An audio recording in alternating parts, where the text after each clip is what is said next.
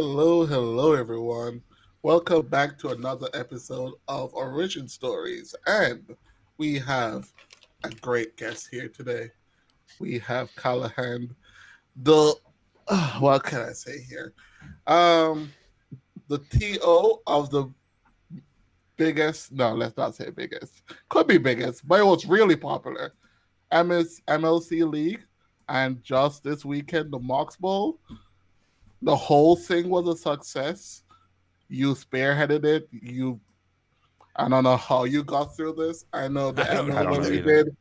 I don't I, know I either. know when we did the NSL, it was rough, and I think Yeah, you did this with absolute grace. And for that, I thank you. I came You in did. late. Tim also was there. So You did. I Great think job, man.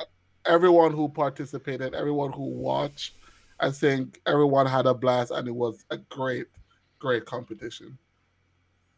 yeah. Oh yeah.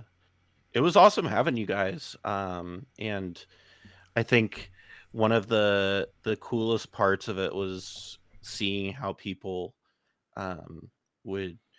It was funny because at the beginning of the season there were people who you know, weren't sports fans who were just not quite getting the spin on it.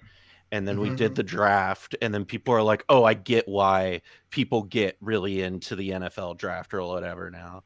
And I was like, "Yeah, it's all the same thing. It's just what you're It's like into." just like one. It all bleeds in together. It's great. Yeah, You made, I mean, you gave nerds and sport fans a thing where they could come together, hmm and that was great. But Um, alrighty, so let's talk about, since the league is literally hot off the press. Let's talk a little about it.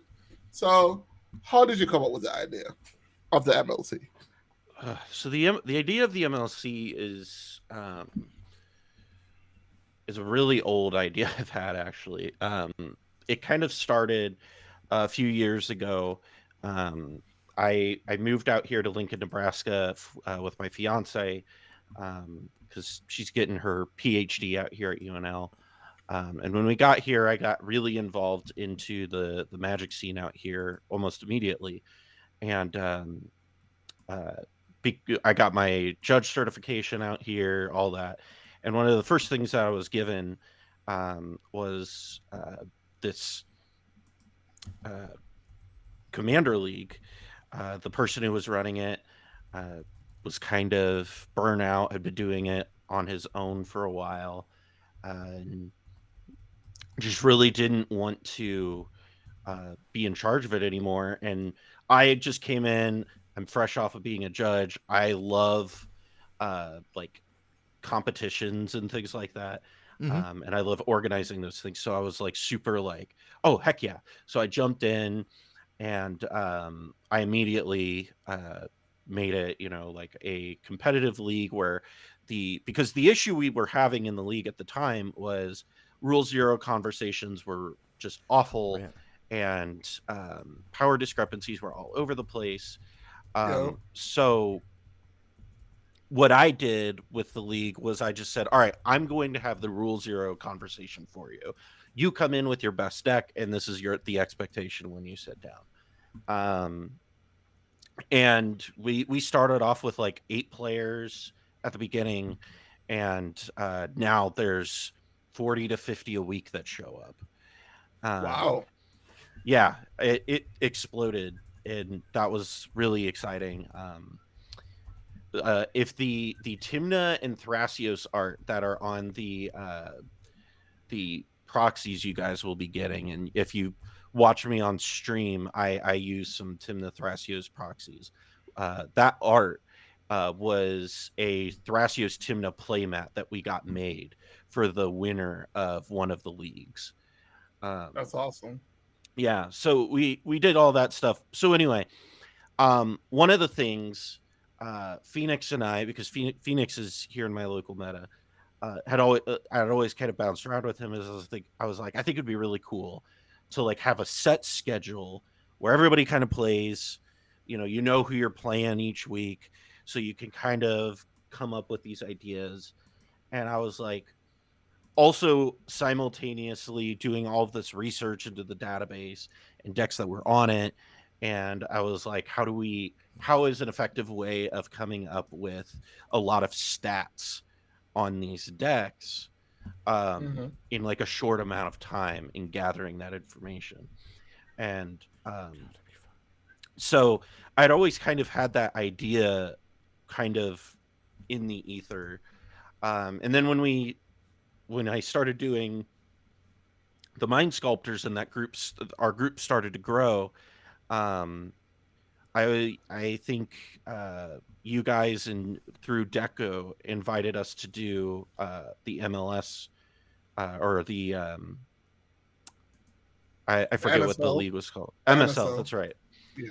Uh, the MSL, and we couldn't do it. We didn't have enough players to do it at the time.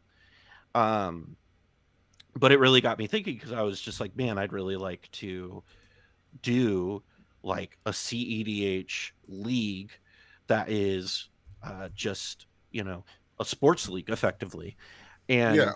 And all of this is kind of going on while Pro Magic is just a disaster. Yes. Like a Yes. legit disaster. It just I've said this for years, and because I think it was, when was it that they did that like whole rebuild of how they did the pro circuit? It was like 2 or 3 years ago where they did Yeah. like Oh the yeah. Challengers League thing, and It was to end of 2019, I think. something Could I like be that. wrong? Yeah. Um, but they did that, and I remember like sitting there thinking, I was like, it in to this day it just blows my mind. I was like, here, all Pro Magic needs to be is you have set amount of time that the league runs, and you have you have Friday Night Magic. You have people that are going to be gathered to watch it. Yep. Stream it on Friday nights. Have a format it almost like boxing, where you have like LSV is playing whoever, and they got to play best of 5 this week, Yeah. and then you have like an undercards and all these things, and you encourage your stores to play that on their to stream that during their Friday In their Night shop. Magics, Yeah. and so you can create that energy around it. And I would, to this day, I've never understood why they don't do that. I think that's so, not to sidetrack, but it's, I come from like a sports broadcasting background. I did a lot of that in high school and some in college, and it's just very clear to me that there's nobody in Wizards, like PR and marketing, who has ever touched like Sports. sports even Yeah. remotely. No, Yeah. not at all. Because it's just the way. So the way it's run is just asinine. So all of that is going on, and so I in like January, I think I remember like messaging Richie about like, hey, this is something I'm thinking about doing. I don't want to step on your guys' toes. So like, when do you guys usually go? And I'm trying to plan around that. And he was really cool about it.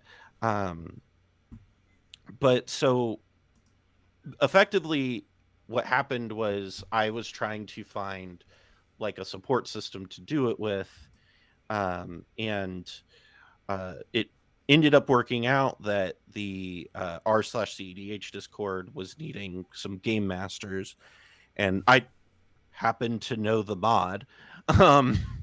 So Right. Maybe just a little bit. Yeah. maybe just a little bit. So I brought it up to Pongo, and I was like, what if we do this through the Discord? And we could just run it in the Discord. Like, we don't have to stream it or anything. Like, we could just do it here, and it could really just be for like us, and we can run it and see if it works. And he was like, yeah, sure. And we can like have people be able to come in and watch the streams and stuff. So we did that. And so what we did was basically what we did, we got the whole thing set up. I invited people to come play, and then the draft happens, and people were like very closely watching the draft, like Yes. fans were. Yes. Um, Dude, that draft is actually the second most watched video on this yeah. channel. Um, well, there were like 60 some people viewing it in the r/cedh Discord Mm-hmm. alone, live. Um, and then Ian did a video on it, Rebel did a video on it, you did a video on it, I Phoenix just streamed recorded the it. whole thing. Yeah, it's like all these people did videos, and so all of a sudden people want to watch the games, and Yep. so Yeah. I had a week to figure out how I was going to move it from we're just playing it in the Discord, um, to how are we broadcasting this. Right. So I kind of started doing that, getting things set up, and then one thing led to another, and very early on, when I realized that people wanted to watch the games, I reached out to Joking and Mike at Monarch and was like, "Listen, if we're gonna do a finale, a Mox Bowl sort of thing, I was like, you know, let's plan Let's it and make it. let's do it big." Yeah. Yeah. So Yeah. we've Make it spent the big. last Yeah. like 3 months working on that. I remember when And, you kind of reached out to me about it a little bit, you know, and just No, it I it think I turned didn't know out it great. started out just small. I saw you had a very big goal in mind, and it's mhm. actually very cool that it was a small goal, and then you saw how much interest in it, and then you rode that wave. That was awesome. Yeah. Yeah. I was just like, hey, this is what people want, and it works for me because I love doing it. So I was like, sure.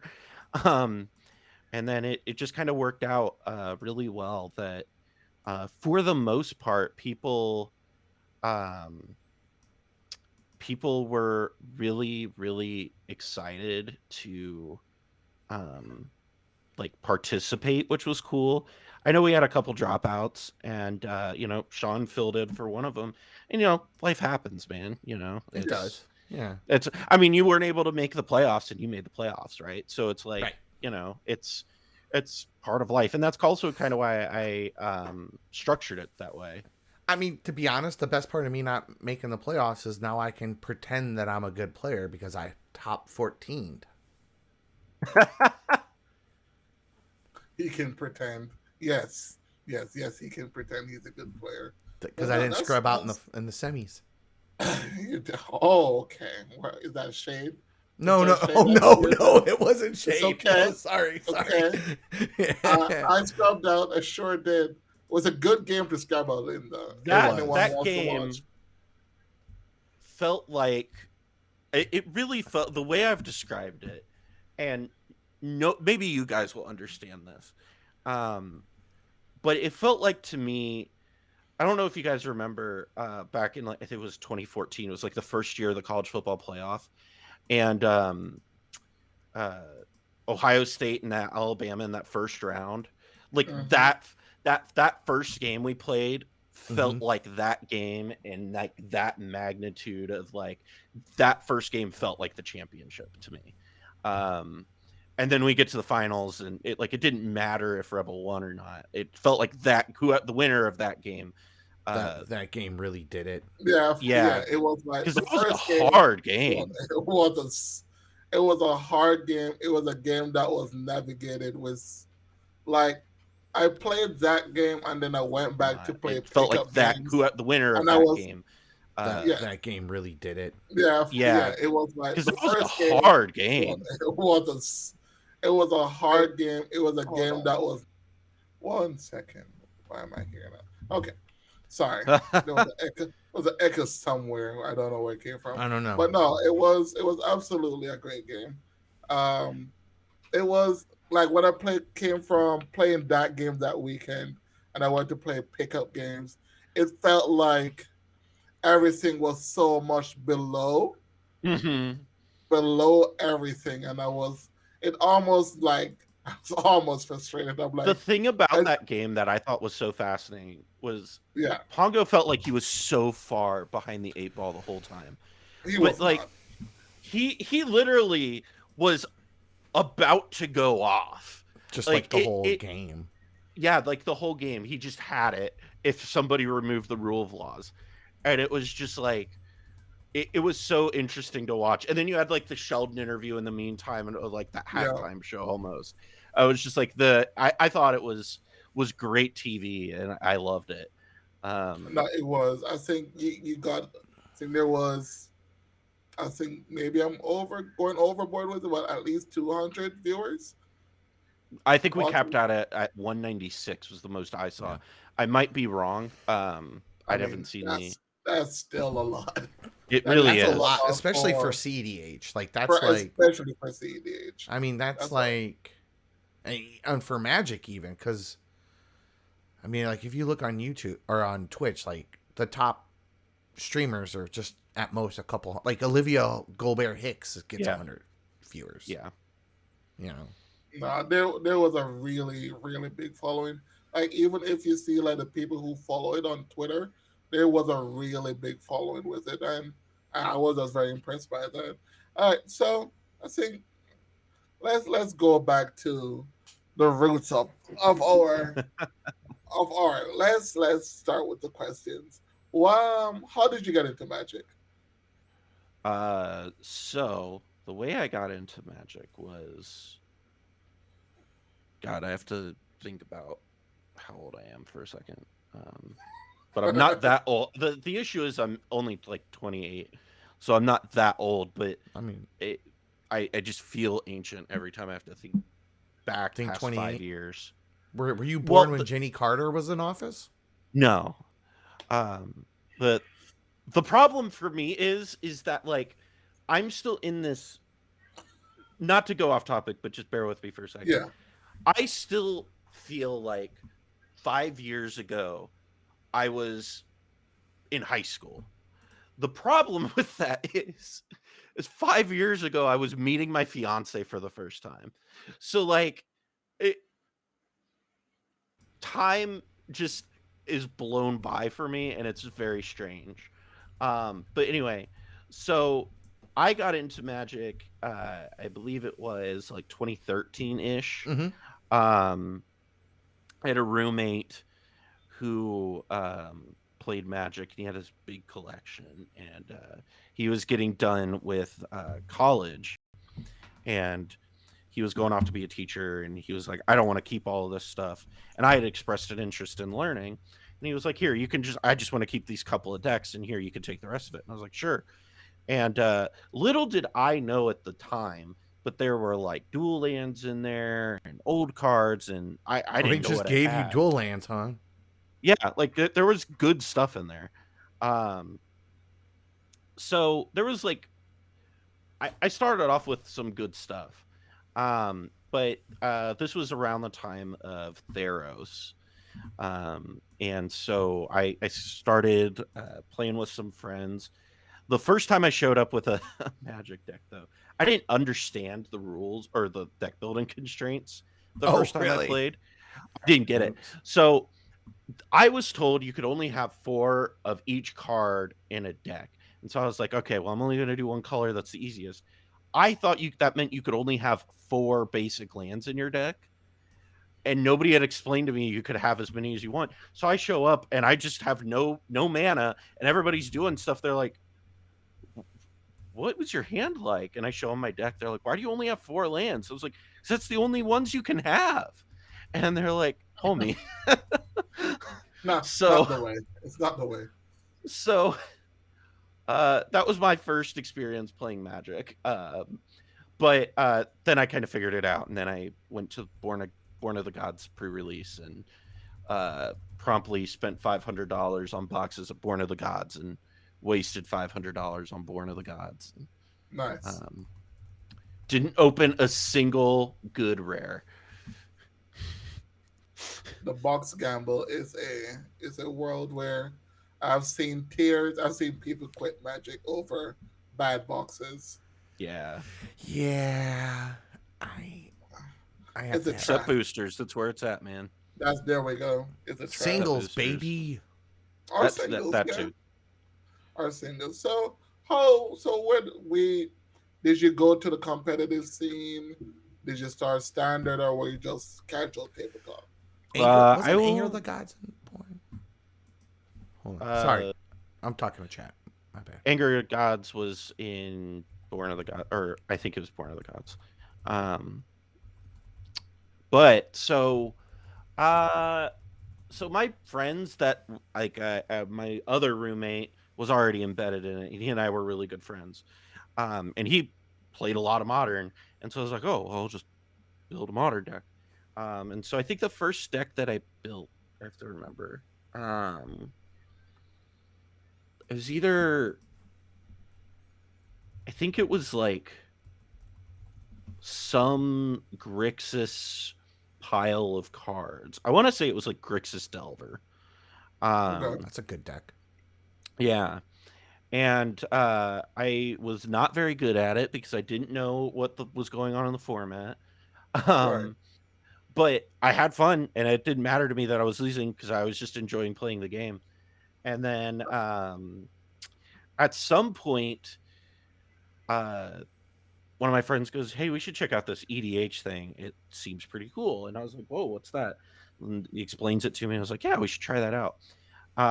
So my first EDH deck, I really wrapped my arms around it immediately because it was just um, like it was a lot easier for me to go, I need one of this card than You figuring need, out that do I need two, do I need three, do I need yeah. four, like the right balance. Like even now I play a lot of competitive historic and I still don't get it. Um but That just doesn't sound. I don't know about historic. oh, historic's great. Historic's a wonderful Yeah, format. yeah, you need a dip your toes in it. It's a great format. It is. But so But I would have to play it uh again now. the first Yes. deck that I built was like Grim Zombie Tribal, and I just thought it was so much fun. Mhm. I don't think I ever won with that deck, but I just had a blast just throwing zombies onto the board and doing stuff with that. I also built a rat tribal deck with Maronar, and thought that was a bunch of fun. To this day, I want to build a competitive Maronar deck. I don't think it's possible, but I think it'd be really fun to do. Um, so I did that, and then basically, one of my friends eventually started playing Tassiger when that card came out, and I would say that's when the arms race started. Okay. The always have. Yeah. Yeah, the arms race started there. And so over the years, like we started like doing different stuff, and then partners came out, and during all of this time, like we were watching like Labman videos, and that's where Right. we were getting a lot of like information from on like ideas and things.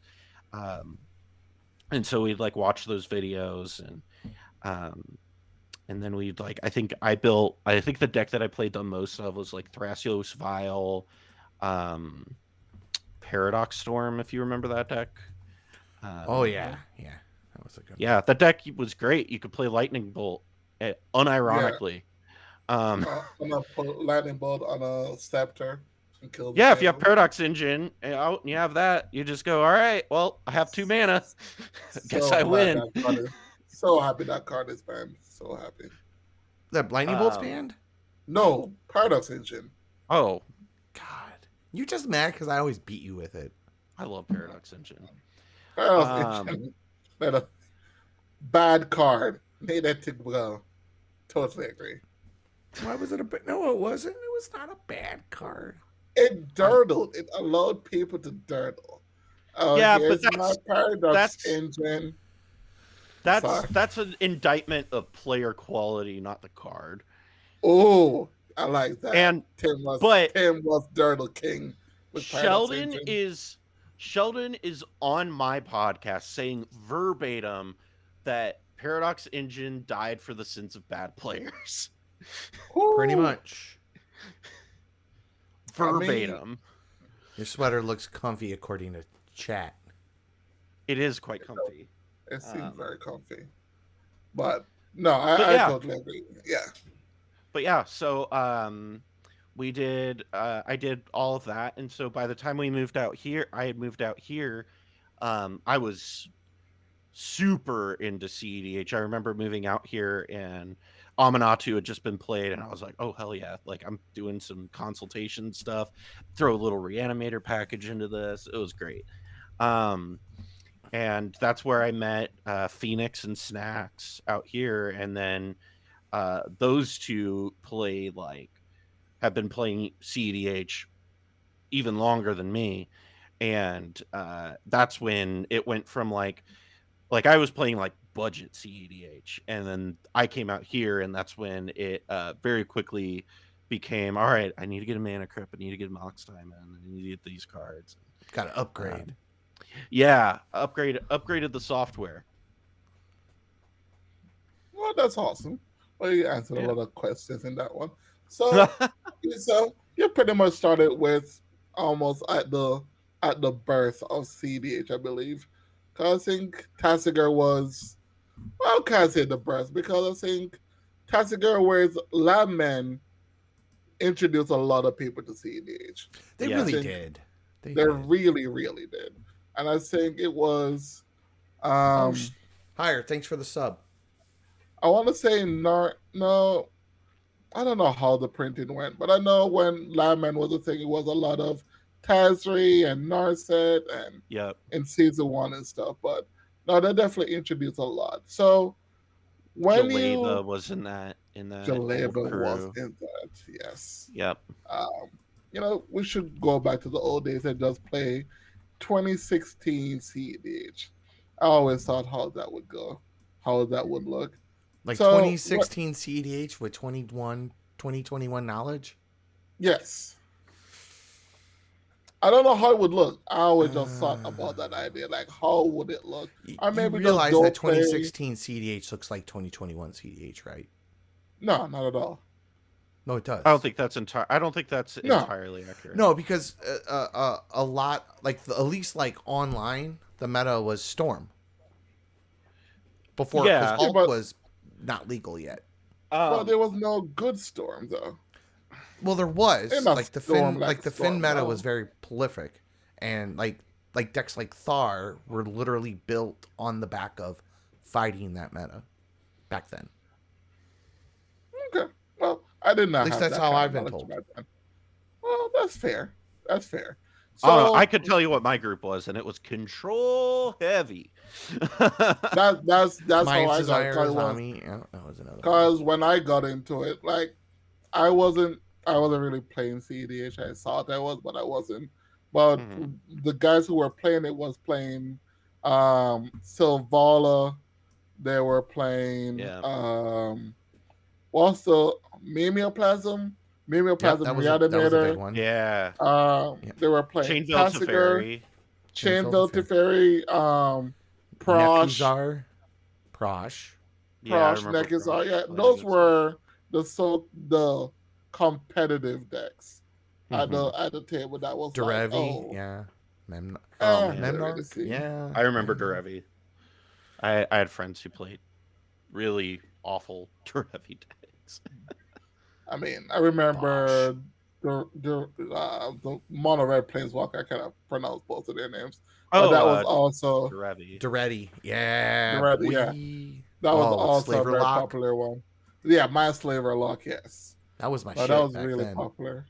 So, what were some of the resources you used when you moved from from EDH to competitive EDH for your armories? Like, where did you get some of your resources? Almost exclusively Lab Maniacs.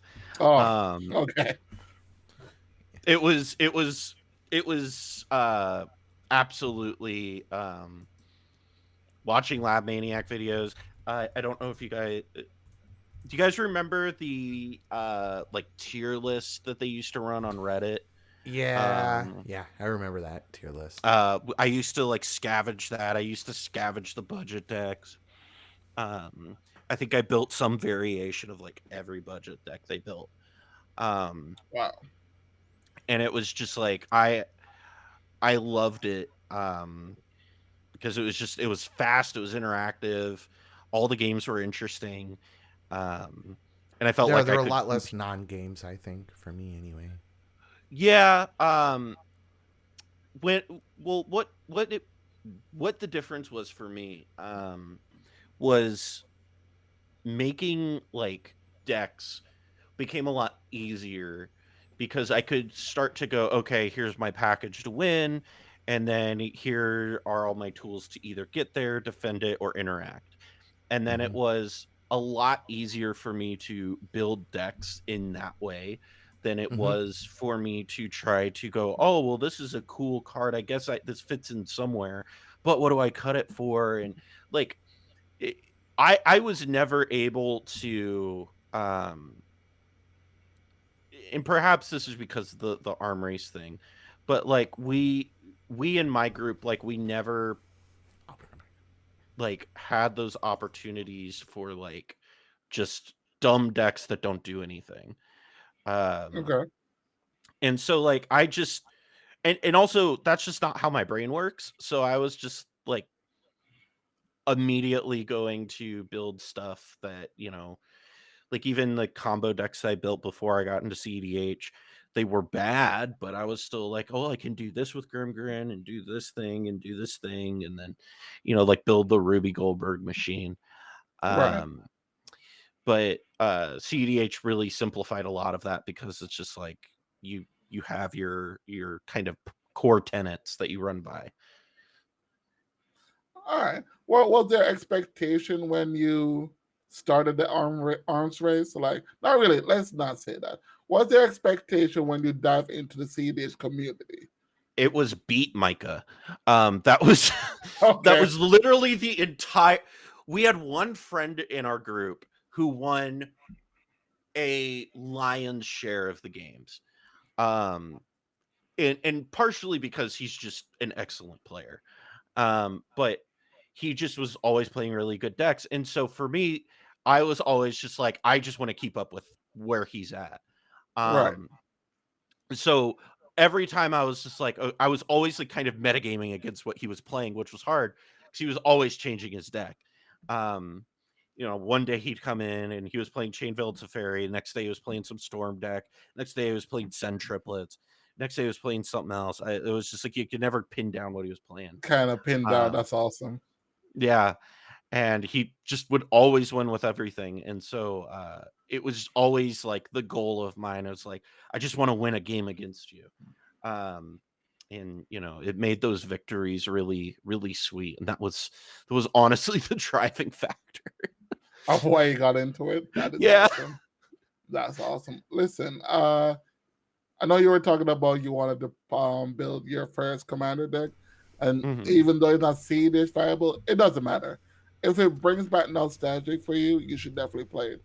I Yeah. just not just, but a few weeks or almost a month ago, I built our Tim and Richie built me Omnath Locus of Rage. That Yeah. was Oh my yeah. first ever deck, and I Hmm. was like, I don't care if I win. Like I absolutely do not care if I win. You I did just okay want to with it play. though. I mean, let's not just let's not go there. I The said the, the okay. game the games I won, well, I should have not won. Like if you're losing to Omnas, I Oh, I will mean, not i trust love people. i love I mean, Bruin. I'm currently working on a Kumena like Paradox Scepter or Dramatic Scepter uh Sigil Tracer deck, um, because I've been playing a lot of Merfolk in Historic, and Kumena's in the deck, and I'm yeah, just like staring at this card, and I'm like, I can can you make it just? work. I was like, could you just play like a bunch of go wide value Merfolk, and then just pressure people's life totals, and then also just have a Scepter outlet, and then also get to play Thrasios because Thrasios is a Merfolk. So it's I on was theme, like, no less. yeah, I was like, it doesn't seem like the worst thing in the world. And No, then you could, I No. I mean, was there's a just, lot of Simic decks, so I think it could work. yeah, I have a very very early draft of it put together right now.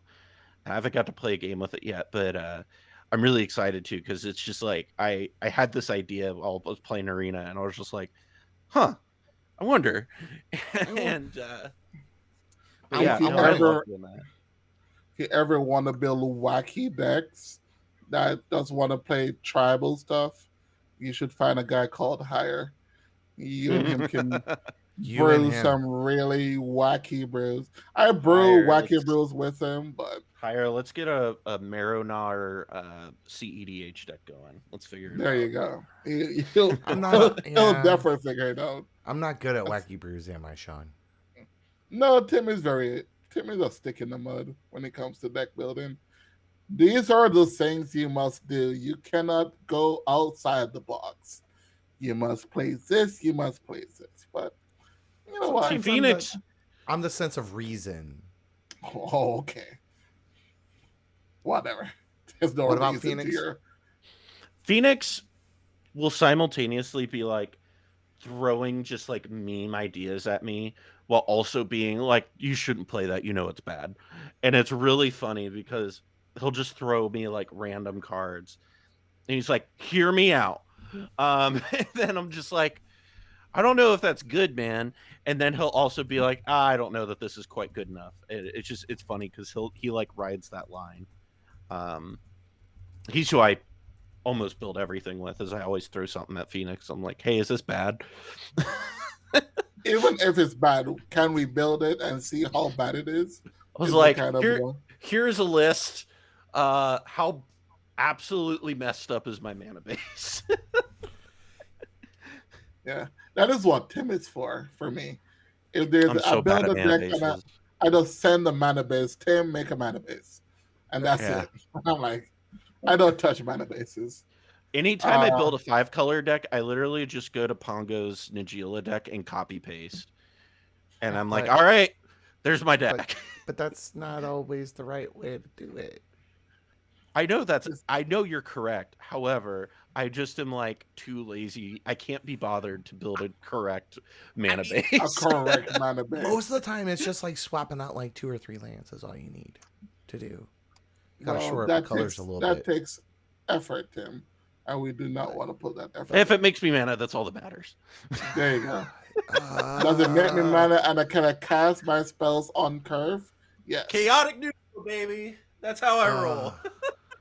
That's awesome. You guys are killing me. You're killing me.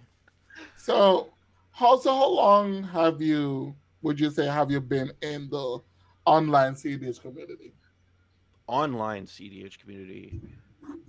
Shoot, when did I make Omen Pool? Probably like 2.5 years now. You've been working on that deck for 2.5 years now? I started working on that deck the day it was previewed. The day that card was previewed, I was like, "Oh, this is just better than Grand Arbiter," and It's definitely was better immediately. than Dave. I go round and round with Whimsy on that, because I just think it's better. I'm on your side with that one. But I remember seeing that and I was like, oh, hey, you could just like do this, and this. And so I got really passionate about building that deck. And it was like, I remember telling Phoenix, I was like, I kind of want to make a primer for this. And I don't see anybody else really building this deck. So I kind of want to like work on it and try to make it really good and submit it. And it got accepted. And that's when I was like, oh shit, that's awesome. And then sweet. that's been like my pride and joy for like 2 years. As long as you keep it updated every 60 days, you'll be fine. Oh, it gets updated very frequently. Very frequently. There you go.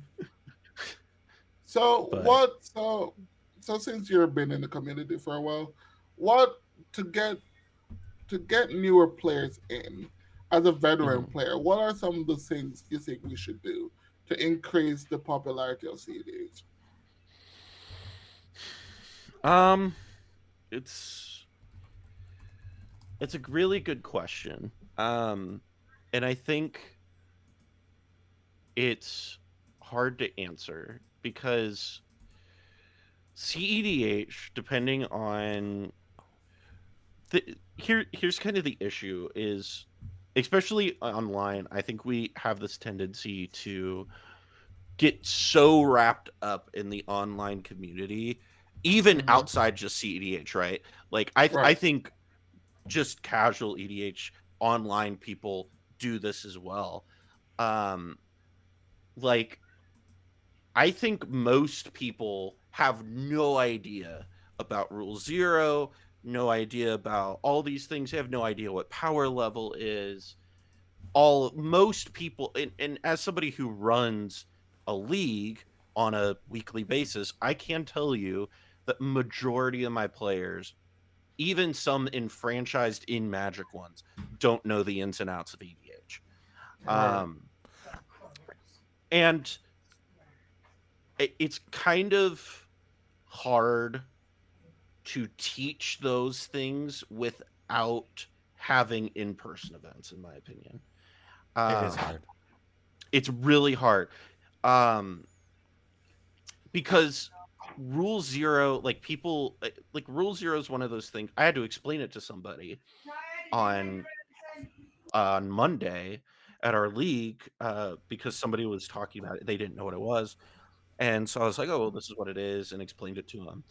And um, it's one of those things where I I think we as a community can get so focused on what we all hear, and we get in this echo chamber of all of this stuff because we all play online so often, and the pandemic, honestly, I think has made that even worse. Exacerbated it, Uh, yeah, for sure. yeah, um, but I really think that the way you show people CEDH is by playing in person, and I think being able to have events structured. I know Mike DDM Gaming is running an event out in the East Coast um, here in the next like couple of weeks, and um, those sorts of events. Tier One Con this weekend. Um, Yeah. those events are really good, but it's also important to have those same boots on the ground on the weekly side of things, Yeah, it is. because that's where you're gonna get most of your average people, and you're gonna get people who will get invested if they really like it. And then you're gonna like there was one kid in our meta who didn't know what CEDH was. His name's Dylan. He's a really great kid, um, and he's super into it now.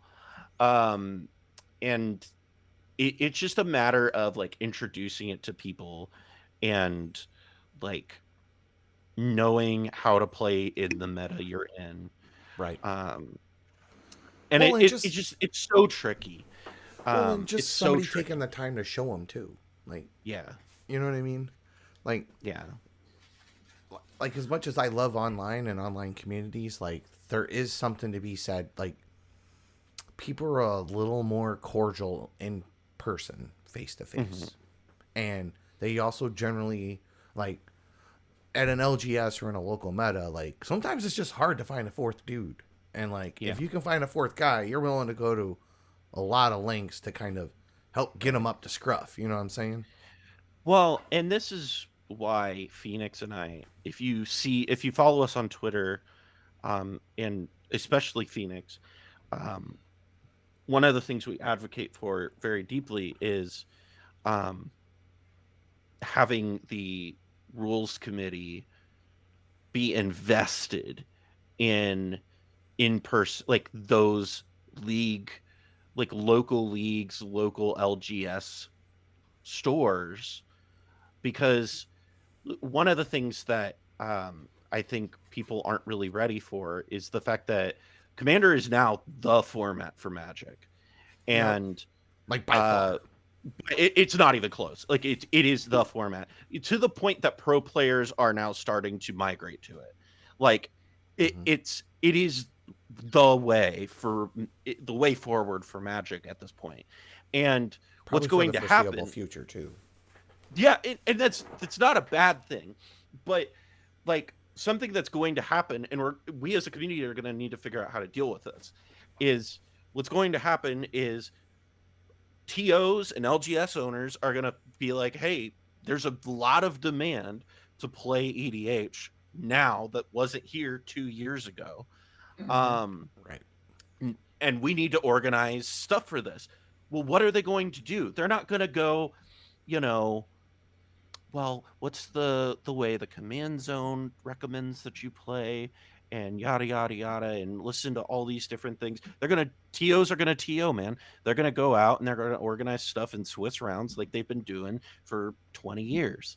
Big And ass prizes and like yeah, they're gonna do entrance fees. exactly that. Yeah.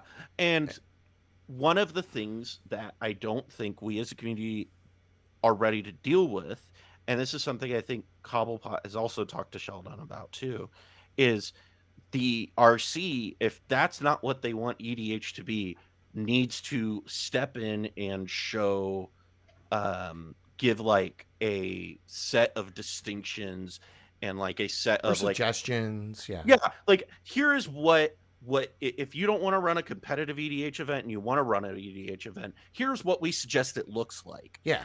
We had this because conversation offline a while back. I remember. yeah, because to run a run a competitive event's pretty easy, right? You just switch pair people, yada yada. It's a little bit harder because of 4 people, but at the end of the day, that's just you're just tweaking an algorithm.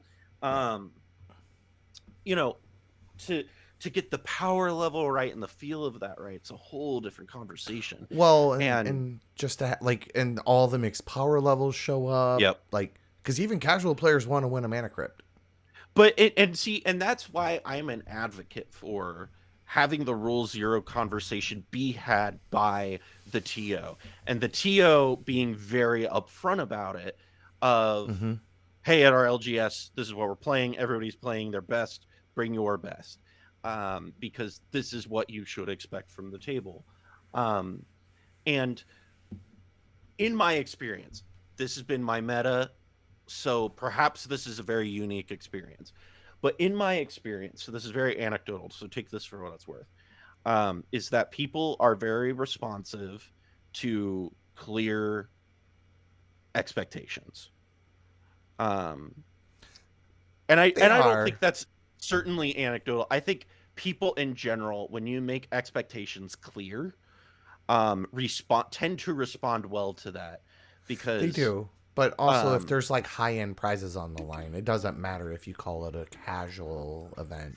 Like, people are going to show up to win. I mean, we don't really put high-end prizes, to be fair, though. Like our league, the high-end prize, what you get at the end of it, is you get like, I think you get like $70 or something like that in store credit, and then you get a playmat, and that's it. Like it's not like we're throwing mana crypts and underground seas around, right? No, but I mean, it doesn't take much in prizes to really exactly to incentivize the chum the water for the sharks. You know exactly. I mean? But I think for the majority of players is having that clear conversation, because. If I'm a store owner, I would not want to muddy the water with store bans and this, that, because you're just going to create an unnecessary burden of like, what is it? An unnecessary barrier of entry to new players. Well, and the other thing that I find is when you start putting in all those like little fancy house rules and house ban lists and stuff, all you do is create a new system for people to like game. People are gonna the people that are gonna game those systems are gonna be the ones that are gonna find out first how to game that system, how to game the new system, and then everybody else just keeps getting left further and further behind, because as the complexity of those house rules kind of, I've seen it 100 times. It's like event 3 packs if you do well, somebody shows up and kind of pub stomps everybody, house rules get instituted. Guy shows back up with a new deck that works in the house rules, does it again, more house rules get invented, and then all it does is just keep widening the gap between the guy who's doing it and and the other players. And the other players. And the other thing it can do, though, is make people feel alienated, like they're not welcome. And one of the things that I think is very important, as we're moving into this new era of Magic. Um, and we're about to do a podcast on this, is diversity and inclusion. And I I feel like we can't very it's going to be very difficult for us as a community to talk about how diverse and inclusive we are, and then also say, hey, we don't like you playing the decks that you like. It seems like it's a hard sell for me, um, because like obviously it's not the same gratitude, or not gratitude, same magnitude of like issues. Yeah. um but Well, it's, you're still telling somebody I'm judging you based on your well, I what I, you're th- doing. I think a key piece in that conversation that kind of gets left out of something I've been kind of harping on lately is like the difference between like what is like when people are interacting on Reddit about like decks and about stuff like that, like they always tend to like speak from the perspective of their play group and of their meta Hmm. and Yeah. not from like it doesn't matter. The guy's not trying to go play his Minotaur pile in your play group. Like he's Right. just wanting help with his Minotaur deck. Like Hmm. sure that if he goes to a play group with that, that's a different conversation. But maybe that's what him Hmm. and his play group want to do. Like let's just help Yeah. the dude out a little bit. Like and Yeah, that's and so that's the thing, like, you know. if people want to play, um you know Minotaur tribal, go for it, dude. It's absolutely awesome. My my whole thing has been, um if that's what you want to play, that's fine. But we're also going to let other people play Turbonaz. And it's, if you know and I've made this very clear to people, is there might be some weeks, if you're brand new and it's early in the season, that you get paired up against this thing, and like you've made the choice to play a deck that's suboptimal, and that's right, fine. Or less um streamlined. You yeah, know. less streamlined. um but that, and that's not dogging on their, like, those decks. The way we wrote the and we kind of used some of it for the MLC. um but the way we wrote our elo system for our league here in Lincoln was to, we like way overweighted wins so that you could push people who won a lot off into their own group. Mm-hmm. And To fight each then, other. yeah, so that way like, people after about a week or two would generally find each other and get to the right power level. right, um Yeah. and so we really tried to focus on that over Swiss, where it's like the buckets that are randomized. Yeah. And there's still in that a lot of opportunities for bad Mismatching. times. Yeah. Yeah. Whereas with our system, we did a pretty good job of pushing people together. um but my really long-winded way of answering the question of, I think that we as a community are, in order to continue to grow, are going to need to start to organize local events and get involved in our communities and do a lot of good PR. And Yeah. it's a lot easier said than done, but it It's is. um, a thankless job at it best. is. The good news is that I live and breathe this crap, so Yeah. that's, Well, It's the, pre-pandemic, the Michigan meetups thing was pretty good. yeah, Like we were getting pretty good turnout for that. yeah. I It's, I am not I am not a good foot soldier. I have not been on LJS for a long time, and when I do go, I am not liked by a lot of folks there. So I have yeah. so Mostly yeah. those are the guys that don't like losing to you. Yeah, I mean it is, but I should know what power level it is, and I should also not go there just to win the packs. Like I always go with like we can win, go play for packs, and we can play a chill game after. But they're like, no, we want to play the chill game for the packs. And I'm like, But no, I guess I'm that shark. But um, but I mean so that proves my point. It's like if you I don't chum know. the I think water, the that's sharks are perfectly going to show reasonable. up. I don't even think that's sharky. I think that's perfectly reasonable, but I don't I know. think Maybe that so makes too. me a But shark, but I don't know. not everybody agrees with it. Like they're like, oh, I want to play my angel, and I'm like, but okay, can't promise you I'm not gonna try to win on turn 2, turn 3, and then Right. there's an evolving wells and a terramorphic expanse on a couple turns. I mean, you're gonna And feel and bad, but You're so far the ahead at other that thing point. is too though is that like I don't know. I've had this conversation so many times though. Is it's like even CDH players don't like mismatch power levels Mm-mm. because like if you're sitting there and you're playing a, your finely tuned Cody deck and somebody's playing like Avis and Tribal, Right. yeah, you're not going to. Neither of you are going to enjoy that game. no. Please roll your eyes a little less next time when you say that. Yeah, I mean nobody's going to have fun.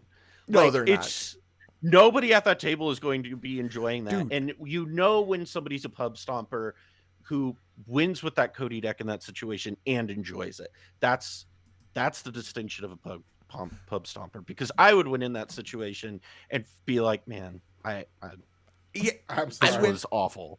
I went to my LGS last about 2 weeks ago, 3 weeks ago, and I took my $500 Kark Thrasios list up that Deke made.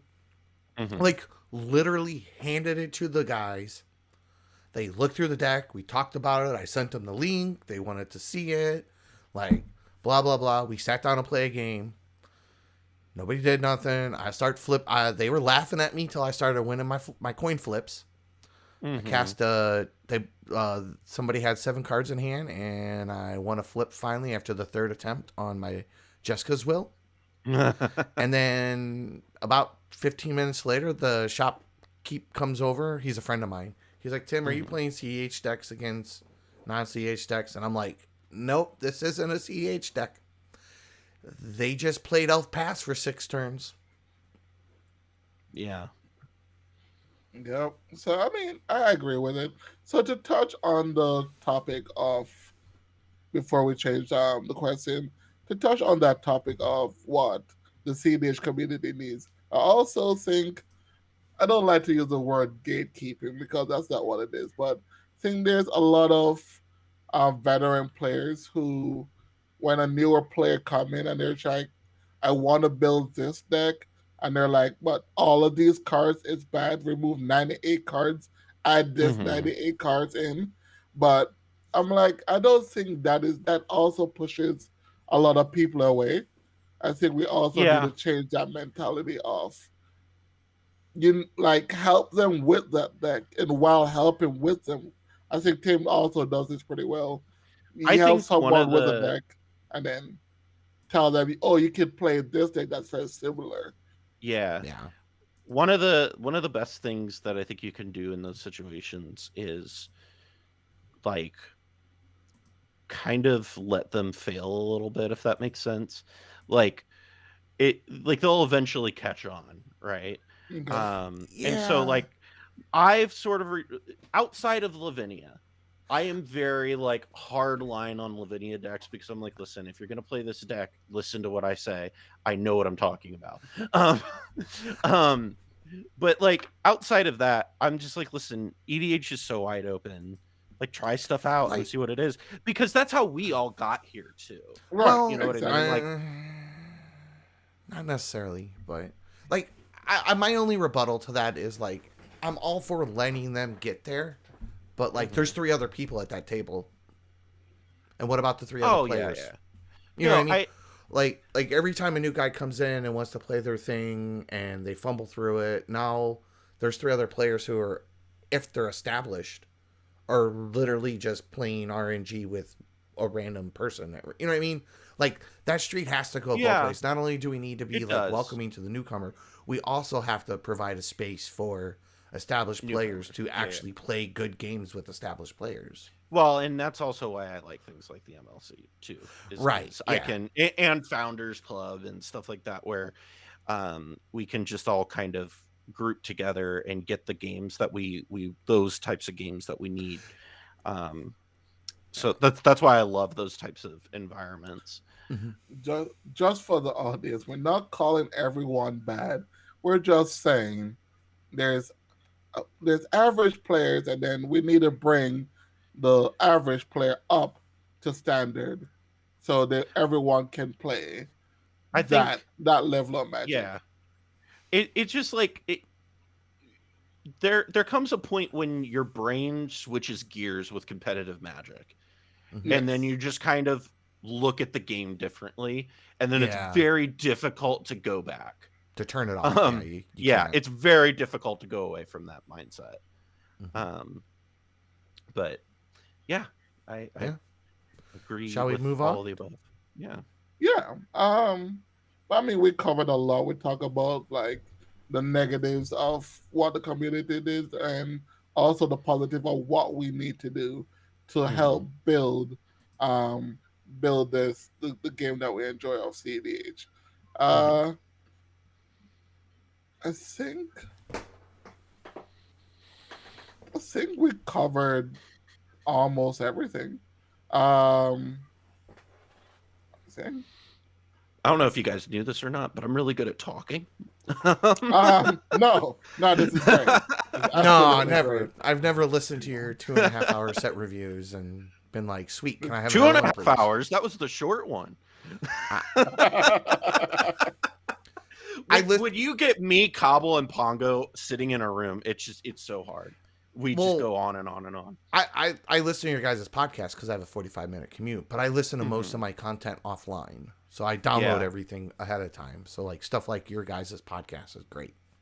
yeah. Like I don't watch so anything on YouTube. So I guess the other question I would say, what would be some of the resources you would tell a newer player who wants to come into CDH to use? So there's a couple things that it depends on the like what they're trying to find, but like the places that Right. I usually direct people I actually have on our local league server a bunch of resources pinned.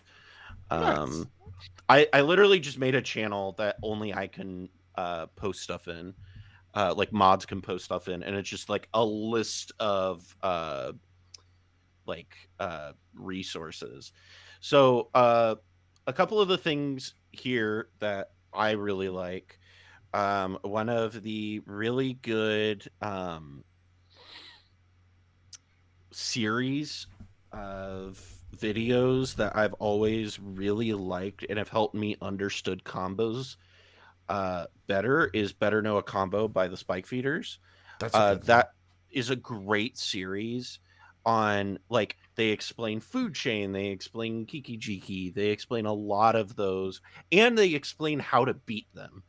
And it's just such a good series. And Jim, if you're listening, please keep making these videos. They're so good. Dude, Jim is awesome. Um, yeah, I love Jim. Uh, the other thing, obviously, Decklist database is really good. You can't really go wrong with the database. You gotta kind of be careful with some of it because they're tuned to very specific things. Yeah, they are. Obviously, your guys' website, the CDH Budget Brews, is awesome. I've been using you guys as a resource since you launched. Because a lot of what I do when I don't have all the cards, because in our local league we can't use proxies, Right. and so if I don't have a certain cards for like a build, I'll go, all right, well, what are they doing in this like a similar style of deck to get like ideas, Right. Yeah. and so I'll go and like farm that for ideas even, That's kind of what the lists and are for. They're not meant to be like perfect because a lot of yeah, it's based on what people own. yeah, it's really really great. Um, other stuff that I really like.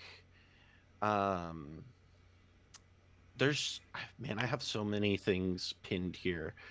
Um, I would say another thing that I think not enough people should look or not enough people look into it, but they should is I think especially if you want to brew, I highly recommend looking at EDH Rec. Dude, I EDH Rec is know great.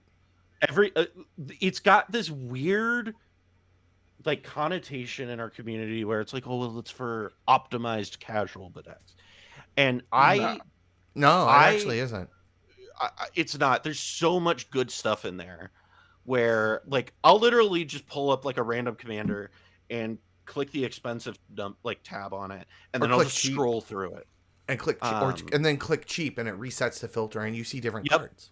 Yeah, it's so good for ideas, and especially if what you like about Commander is the self-expression part and getting to be creative and come up with things. EDH Rec is a great resource. Um, Obviously, they're farming information across a lot of platforms. So what they're doing is an aggregation. So it's not going to give you perfect mana bases or perfect these things. But even No. sometimes what I've done is I'll like I think a good example of this, this was before Moxfield had the features it has now. Mm-hmm.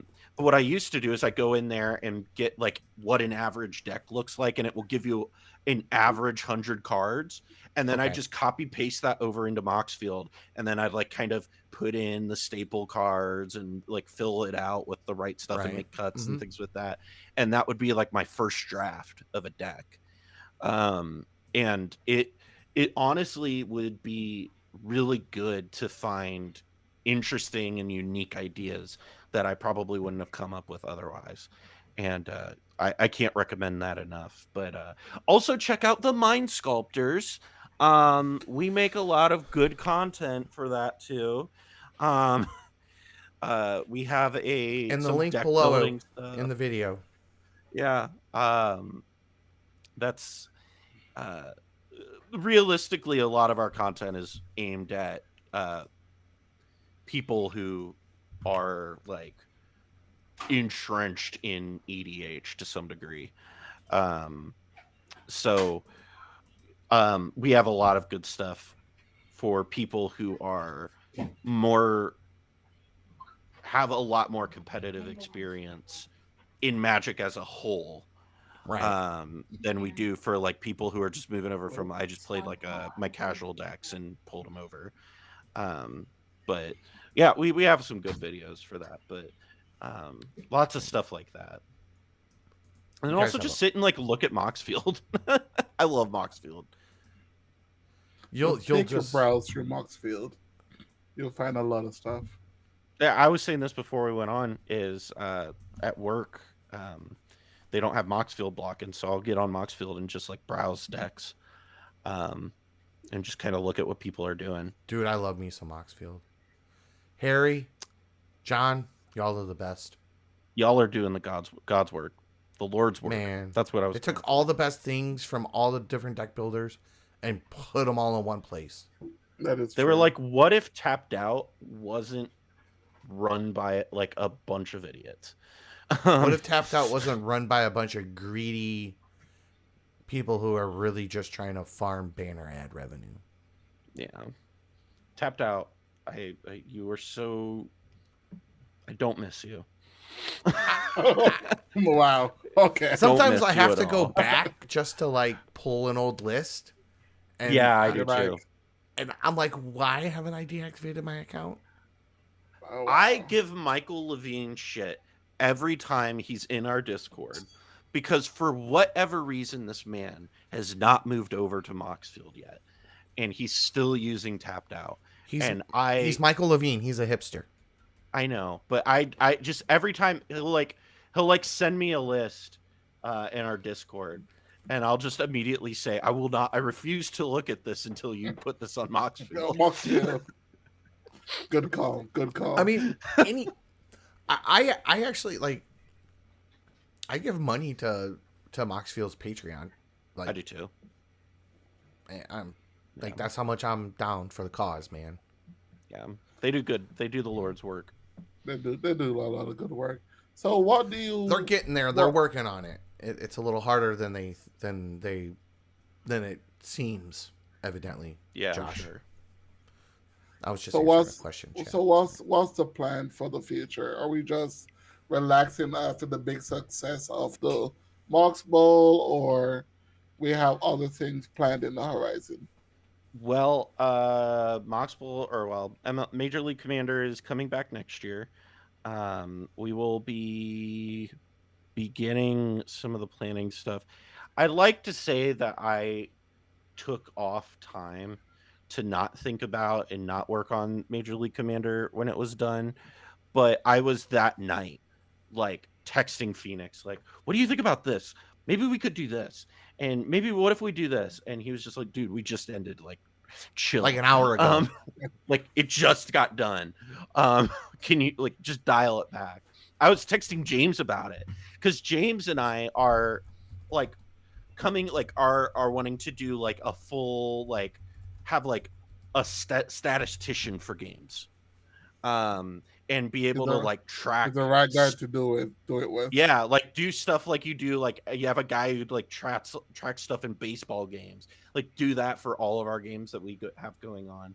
Right. And so we're doing a lot of that, but then I'm also getting back into doing actually making content. I took the I summer think off.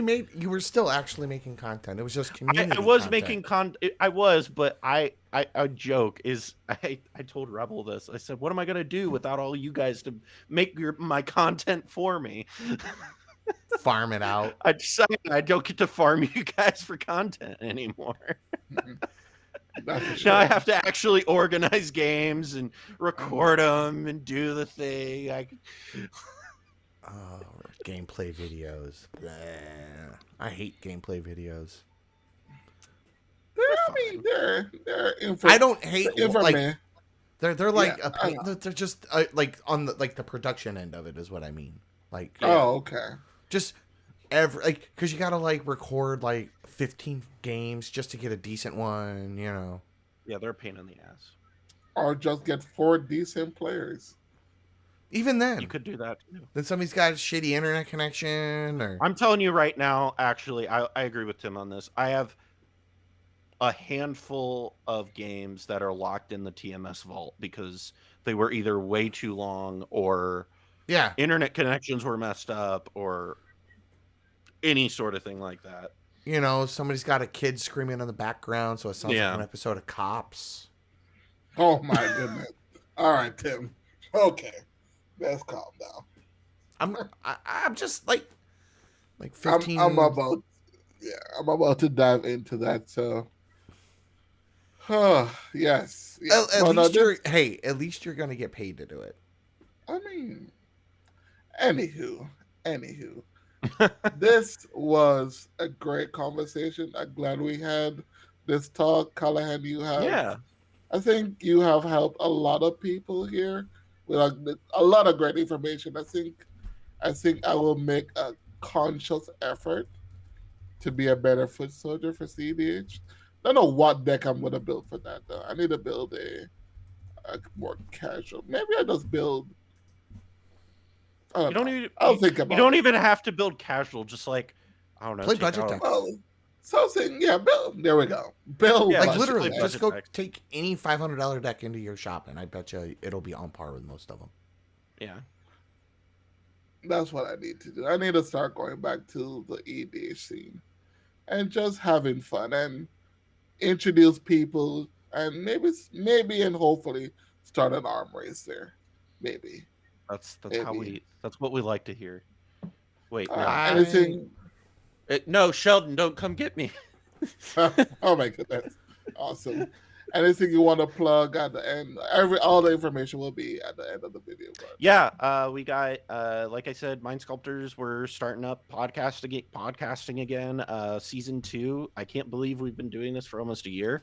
And Awesome. got those coming up. Got some cool guests. We're got a couple new shows we're starting up, so it'll be exciting. So and Mormonator in chat mentioned that he really didn't know a lot about you before and found this very, very enlightening, and it was good to actually kind of put a face to you and kind of Yeah. flesh you out some. Yeah. Yeah, I think a lot This is me. of people. So I think that was I also one of the good things. I was like, it is fresh. It is fresh off the press. Let's see if I can get Callahan here. Yeah. I'm glad you if you came. if you really want to get to know me, honestly, follow me on Twitter because I'm on Twitter all the time. Yes, I don't I yes, don't get I don't get on Discord a lot, but I'm on Twitter 24/7. very active So on Twitter. Very Yeah. active.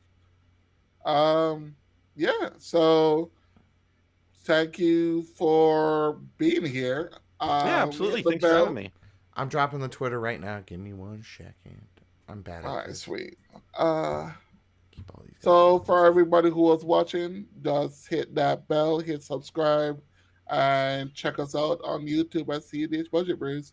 And if you wish to donate $1 to keep the lights going, our Patreon at CDH Budget Brews. And we're here. We're powering through. Yep. Thank you for watching. Thanks for watching, everybody. Have a good night. Bye.